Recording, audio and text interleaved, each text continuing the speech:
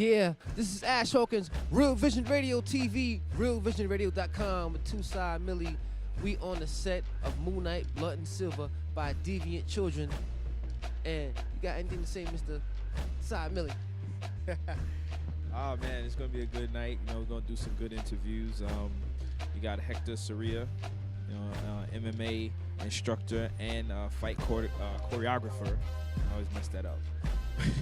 But we got him. We got some of the production crew for the film that's being made. And actually, since we're on location, so we'll get to do some interviews with the director, with the actor, and hopefully we'll get also some of the crew members while we're here. I want to meet Moon Knight.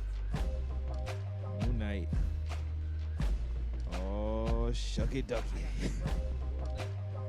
Mr. Mark Spector, I got some questions for you. All right, yo. So stay tuned, everyone. This is Tucson Millie, Ash Hawkins, Real Vision Radio TV. Yes, this is Ash Hawkins, Real Vision Radio TV, realvisionradio.com. We have Nicholas Ortiz. Nicholas Ortiz, the director of Moon Knight, Blood and Silver. We are on the set right now, and I got a question for you. Why Moon Knight? Why did you do this movie about Moon Knight? I chose Moon Knight because I'm a fan of the character from like way back when. I always thought he was like a cool, like a crazy version of Batman. Everybody loves Batman. Like, who doesn't love Batman? I know you love Batman. So everybody loves Batman, but I like Moon Knight. Moon Knight is like, he's like Batman who's really crazy. So that was one of the appeals. But then he was also like, he had like an interesting backstory. You know, he wasn't like, a wealthy kid and stuff like that. You know, everything about him is something he's fabricated to make himself a better person and stuff. So, and then, then you throw in like the supernatural aspects in it, which is always a big attraction to me. So, he's fighting werewolves and undead soldiers and zombies and all this stuff. I was like, yeah, this is totally good. So when I decided to do this project, I definitely wanted to embrace the supernatural and the horror aspects of the character and make something interesting with that and put in terms of a superhero genre movie. Because, I'm a comic book fan myself, and I've read Moon Knight when I was younger too. Right. And did you, in the movie, introduce the reason why how he got his powers? Like, because he does have certain kind of powers, like when the moon is full, he's stronger, or when it's crescent, that he's like mid-level. And he had a mentor, not a mentor like it's called partner. No, actually it was no Bushman. I'm talking about, but his mentor, it was a fish of Kashoni. Mr. Khonshu, fish of Khonshu. Yeah. See? Yeah, see? We're here. Yeah, so did you introduce that to the movie? Yes. Yeah, we totally did. We went for it. That was one of the selling points for us. It was just like, yeah, okay, we're gonna do something that's gonna be real, it's gonna be gritty, it's gonna be brutal, but it's also gonna embrace that otherworldliness of it. The fact that he is a representative of Khonshu, which is the god of vengeance and stuff like that. His enemies, his backstory. It's all there. We're not missing anything. Nice, excellent. So who you think is better though, Moon Knight or Batman? Ooh. Even though you're directing the Moon Knight movie, but who you think is better? Who is better? At a fight, who you think will win? In a real fight? You know what? I'm gonna say it, and this is gonna piss off a lot of people. I'm gonna say Moon Knight, only because you see Batman. It's like in the movies, that he has a line that he won't cross, and Moon Knight doesn't have that. So if it came down to it, if it was a fight to the death, it would be Moon Knight, hands down. Nice. So, we're not shying away from how violent that this character can get. That's one thing that we're definitely embracing. It's gonna be something when you're watching it, you're gonna be like, oh. So it's rated R? Rated R? Definitely rated R. This is don't bring children to this place. Please don't bring children. I don't want to be held responsible for any kind of emotional or psychological scarring from this. So just no. No. Do you feel that Marvel has given Moon Knight, the character Moon Knight, his justice? Because I see they're not really, they pump him, but like not really like. Do you feel that he should be like out there more, like a major character in the Marvel universe? I feel like him and a bunch of other characters that Marvel has need to be kind of brought front and center. But it's difficult because Marvel has like a library of like 5,000 to 6,000 characters. And, there's so many. So it's just like, where do you start? You know? So, and an idea that I had when we were doing this is like, wouldn't it be great if Marvel, you know, did more or less what they kind of do with like The Walking Dead, you know, where they have the TV show and then they have like these little webisodes that's like a different story with a different series of characters. So I was like, I really feel like they need to do that, where like you have the movies, you have the Avengers, the Iron Man, Captain America, Thor, but then you have like, you know, these little webisodes that come out, you know, and it features a different character, Moon Knight, Luke Cage, Iron Fist. Those would be great things I would love to see. But I don't feel they necessarily have to live in the same world as the movies. They could be their own thing, and I feel that would give the Marvel Cinematic Universe a sense of history, like a sense of being around a long time, as opposed to just being like, okay, it starts in World War II and then it skips 60 years and then it picks back up with Iron Man. You know? Yes. Can you let the people know, the audience know, your contact information, email, etc.?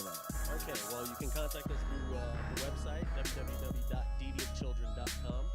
And you can also contact me directly at nick@deviantchildren.com. Yes. Real Vision Radio TV. Once again, we have Ash Hawkins. We are out. This is Ash Hawkins, Real Vision Radio TV, realvisionradio.com. We have the actor of Moon Knight, Blood and Silver, Orlando Cruz. Orlando Cruz, in the building. So how did you land this role for the Moon Knight character? Basically, we just sat down together, and when we was talking about the idea, and was just like, oh, we're gonna do Moon Knight. I'm like, oh, I heard about the character. I was like, oh, cool, all right. And he just basically said, and you're playing it. All right. Basically, because like I have a background in martial arts. I do mixed martial arts. I box also. Actually, it was the boxing background also that kind of like what he wanted. Mark Spector, he's a boxer. So basically, he's also Marine, which he has Marine combat and stuff like that. And I have also combat experience. So like, basically, like wanted to bring more a realistic like what Moon Knight really is. It's like, although like there are like example, there are parts in the movie where he'd be fighting a character who is not. So you can see like the whole back and forth of one who is skilled with military background and boxing, and the other one who is just sloppy. So he wanted us to basically bring that realism into it. Okay. So and that's why I fell in, because my background, he was just like, hey, you got to do this. It's gonna have a mask on and all that. So it was like perfect. We're good. Was it a big challenge to play this role? Yes. Giant challenge because it's a Marvel character, and I don't read. And man, when I saw the fan base that this guy has, it really I really got intimidated. I mean, just even talking now, it's still like, oh my God, like I hope I get this right.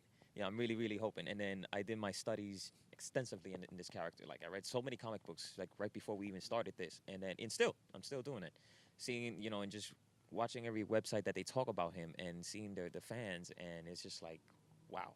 So it's a little bit challenging in that area, when it comes to like putting up the choreography. It's more of a flow, he lets me do what I do, and then basically the communication is key for me, when I'm talking with the director, it's like, what do you see? What are you seeing? What do you want? How do you want the character? And then as he's talking and as we go, and then we just back and forth. I explain, okay, so I'm gonna do this, and that. Oh, cool. Okay, well, let us go. That's what we're gonna do. And then whatever, and I'm really quick and really, now I'm pretty skillful at it because we've done it so many times, improvising. Like if something doesn't work, like if the actor can't do it, or we don't have a stuntman all of a sudden, like in this industry, things just happens out of nowhere. So, and then improvising is the thing. And so anyway, I gotten pretty good at just making stuff up, making choreographies go. It's like, oh, you can't do this? Okay, you can't backflip? Okay, we could do this, we could do that, we could do this. And that's how it, making it work. So how many villains do you fight in this movie? I could say, right, let me see, top of my head, 1, 2, 3, like 6, 7, something like that, 6 or 7. Yeah. One is an alley fight scene. It's like, there's like 5 or 6 against Moon Knight. And then the other one is like this big fight scene against Werewolf by Night, who is another character in Marvel. That's another one. So he's Werewolf by Night, who is which I didn't even know that either. Yeah, and I didn't even know that this is an actual character in Marvel Comics. I'm thinking, it's like, oh, it's a monster. All right, here we go. No, Jack Russell, Werewolf by Night, and he has this whole other fan base behind him. So I'm like, great. But yeah, man. I mean, the cape alone doesn't do the weight. It's everything else. It's the fan behind it. So I'm, trying to push forward and see what happens. So let me ask you a question: who will win in a fight, Moon Knight or Batman? I'm being a Batman fan. You know what I'm saying? And following Batman my whole life, being a comic book geek, and loving Batman and stuff. I also love Marvel Comics though. But then when I got introduced to this guy, let's say in a fair fight, if they're fighting fair and they're not killing each other, I will say Batman. If we're talking about dying, Moon Knight. You know you're gonna get in trouble with the director now. He had a different opinion. He gonna punish you for that one. Probably. No. So you followed the character Moon Knight like before you did the role? Like, have you even heard about him before this role, or just heard about him once? Didn't really like follow him. I was more into like Avengers, X-Men. Basically what everybody. He's an Avenger too. Yes, and I found out. Apparently, he also hallucinates that he's with the Avengers sometimes. So that's another one. That's another funny one. Like, he is an Avenger, but he is the one that nobody wants to go ask a favor to. It's like the one that everybody's like, all right, fine. Then he's the only one who can do so. Because everybody in the Avengers have, the code of honor, and then everybody who's in it, which is almost everybody in Marvel that's in it now, they all have this code of honor thing, and they can't really kill. Although you see the Hulk, and then you see Wolverine, Moon Knight's still more crazy. He's not as dangerous as them two, but he is still crazier. Okay. Are you gonna do any other Moon Knight movies besides this one? Well, if they ask you, will you be willing to carry on the role as Moon Knight? Because there's a lot of actors, like Christian Bale. Now he's not playing Batman no more. You got Ben Affleck replacing it. Will you be? What's that word I'm looking for? Will you be? What's that word I'm looking for? It's willing. No, not willing. Dedicated to playing the Moon Knight character for a very long time. Yeah, personally, yeah, totally jump on this. Yeah, I would totally. No, I would totally jump on this on Moon Knight. Yeah, actually, I will get even better in it. Like, I have more time, giving more time.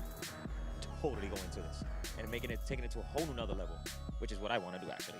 I really want to take it to a whole nother level. Like, example, if anybody picks this up and wants to see more Moon Knight, you better believe that the fighting that you will see in this movie, it's gonna be short compared to what I have in mind.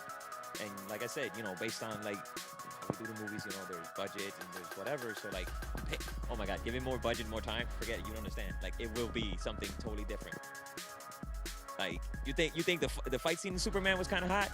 I swear to everything, this. Oh man, forget it. And don't get me wrong. Yeah, and I'm saying that. And don't get me wrong. Superman fight was pretty badass. That was pretty badass. I can't, But the stuff I got in here, I'm telling you, you want to see Moon Knight will be on another level. If fans want to see it, it will be on another level. That's what's up, man. We are here with actor Orlando Cruz. Orlando Cruz, Real Vision Radio TV, realvisionradio.com. Wait. What's up? Not done yet. He's not done. Not done yet. Why not? You forgot. We gotta bring this villain. Oh, damn, we gotta bring the wolf. We gotta bring The villain. wolf man? Yeah. Werewolf by Night? Werewolf by Night. Jack Russell? We gotta bring the villain. Bring the villain. Bring the villain on. Come on. Maybe they give us a little preview. Little fight scene. Oh, we got the Werewolf by Night. Wow. Say, I got the hero and the villain. Real Vision Radio TV. Introduce yourself, my brother. Anthony. Anthony what? Just Anthony. Just Anthony. And you're playing the Werewolf by Night. You're the main villain in the Moon Knight movie? Yeah, that's what I'm told. This is what this guy told me. So, how did you get this role? They tricked me. I was drunk, man. They asked me while I was drunk to do it, and you know when you're drunk, you just say yes to everything. That's exactly how it went down. That easy? Yeah, I'm easy, man. So like, what was your preparation for this role as the werewolf by night? Did you do any background studies of the comic or any kind of research? A lot of howling, you know. You look at the moon and you just work it. Gotta do a lot of that, man. A lot of lonely nights in the jungle, you know. It's tough training. So you really got into this role, huh? Yeah, man, I'm trying to get it. This is my first role in anything, so I'm trying. You excited? Yeah, I'm excited. Always excited. So are you going to pursue this career more often? Yeah. If they want to torture me some more with makeup and all that, I'm all for it. Oh man, that's what's up. So are you a fan of comic books? Do you read comics? Yeah, my uncle was an inker for Marvel actually, so I had a lot of comics as a kid, and I was always into all that type of stuff. Wow. So damn. What was his name, by the way? Harry Candelario. Harry Candelario, yeah, he's an inker for Marvel. Well, he was an inker for Marvel.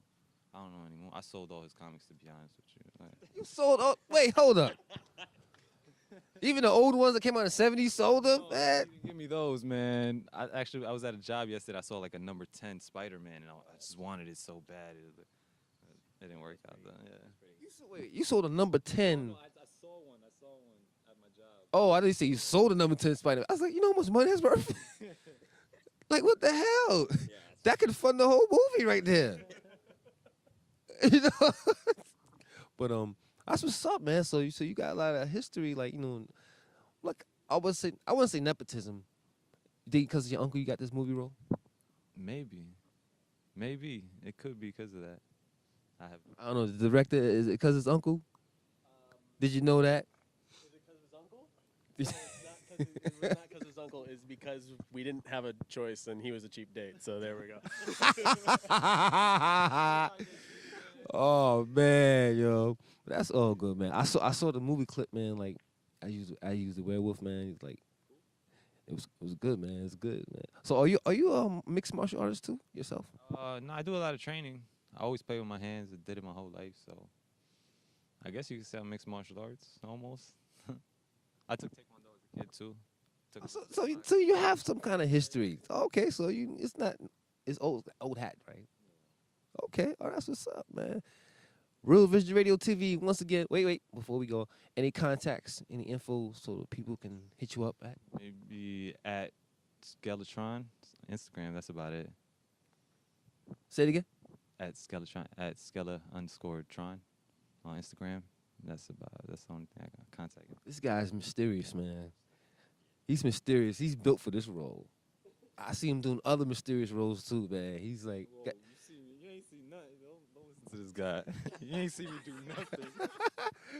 He's mysterious, man. He's being real, like, you know, low key, down low. You know, which is cool. I have no problem with that. Once again, we have Anthony. Orlando Cruz. Real Vision Radio TV, realvisionradio.com.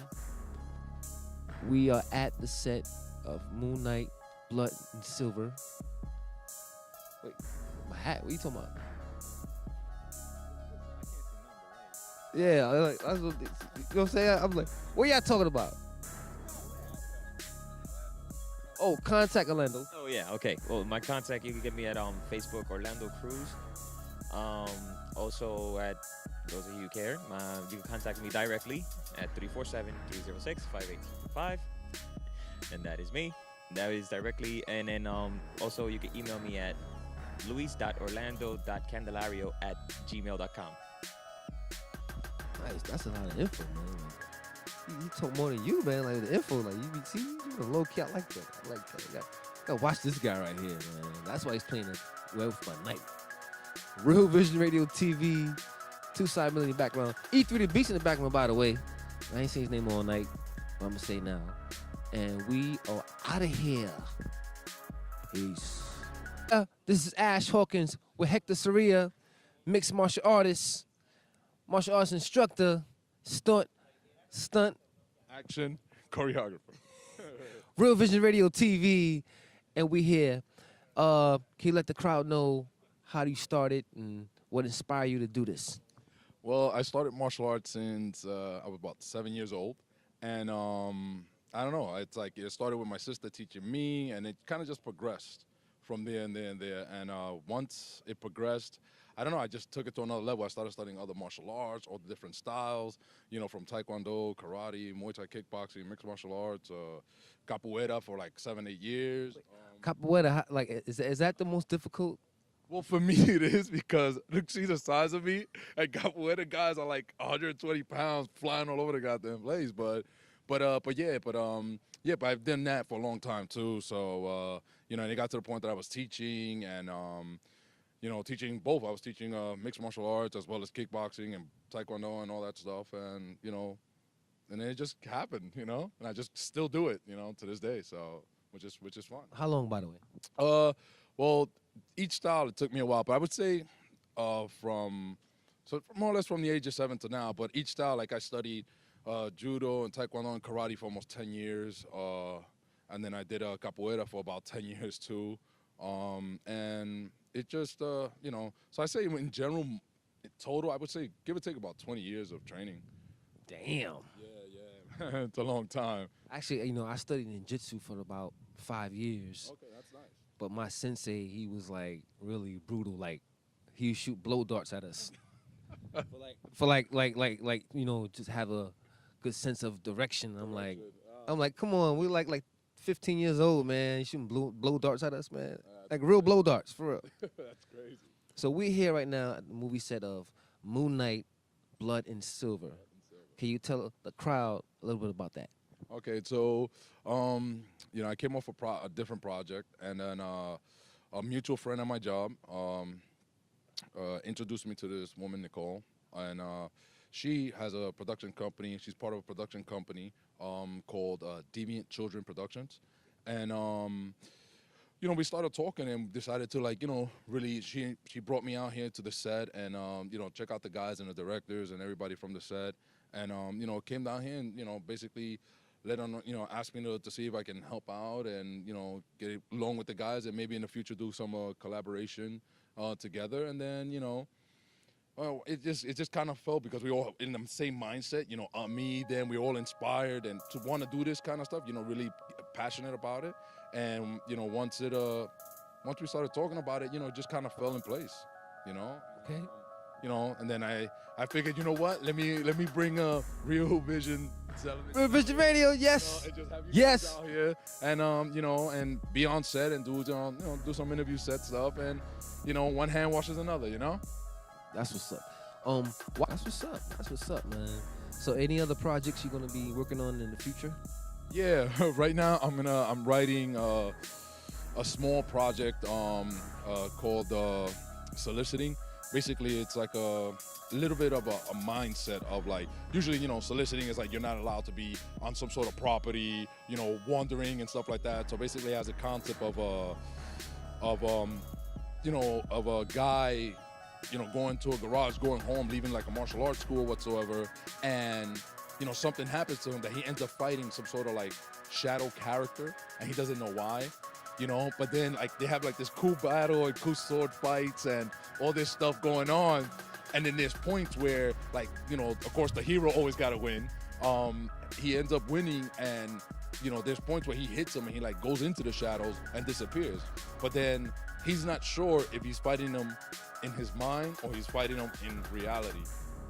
You know, so the guy's basically like soliciting his mind, entering his mind, or just in a place at one time. It's really, you know, it's a very weird kind of mindset, but that's basically the next project I'm trying to work on now. And then the film I just finished working on is Nostra Reality, which we just introduced it to LA for what is it, for the film festivals out there, and we introduced it to the Film Tribeca Festival here, and you know, and we're just, you know, we're working on that right now, like really pushing that, and also we're pushing out a TV series called Precipitous.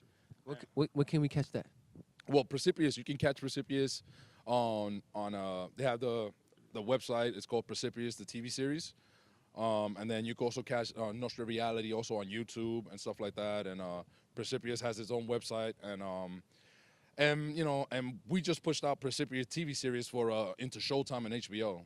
So we're trying to have those guys try to pick it up. Because it's like it's kind of like, I guess you can say it's like a, you know, Sopranos, like mob-ish kind of movie, TV series. So hopefully, you know, these guys like it and they pick it up. So I'm gonna be doing all the action stunt choreograph for the show and stuff like that. So we'll see how it goes.